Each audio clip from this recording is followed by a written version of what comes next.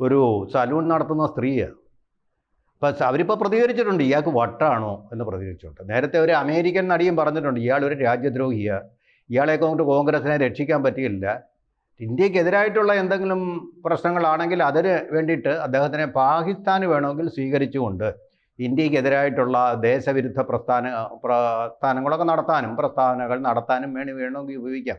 കാര്യഗ്രഹണ ശേഷിയില്ല പയ്യന് എന്ന് പറഞ്ഞു. നമ്മളാരും പറഞ്ഞതല്ല, അമേരിക്കൻ ഗായിക പോപ്പ് സിംഗർ പറഞ്ഞ കാര്യമാണ്.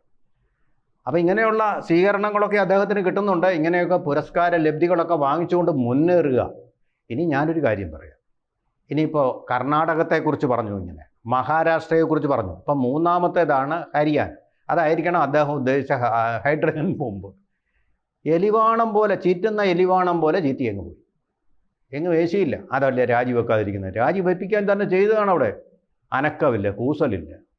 എന്ത് ചെയ്യാൻ പറയുമെന്ന് പറയും. ഇത് രാജിവെക്കുകയില്ല, നാണമില്ലാതെ അങ്ങ് അധികാരത്തിൽ കടിച്ചു തൂങ്ങുകയാണ് നരേന്ദ്രമോദിയും BJP. എന്ത് ചെയ്യാൻ പറ്റുമെന്ന് പറ.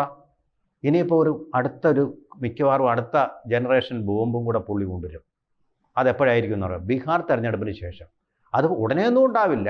ശരിയായിട്ട് അതിനെക്കുറിച്ച് പഠിച്ച് ശരിയായിട്ടൊരു നിഗമനത്തിലെത്തിയ ശേഷമായിരിക്കും ഇനി അതിനേത് സലൂൺ ഉടമയാണ് കൊണ്ടുവരുന്നതെന്ന് അറിയത്തില്ല. എന്തായാലും നല്ല സുന്ദരിയായിരിക്കും എന്നുള്ള ഉറപ്പാണ്.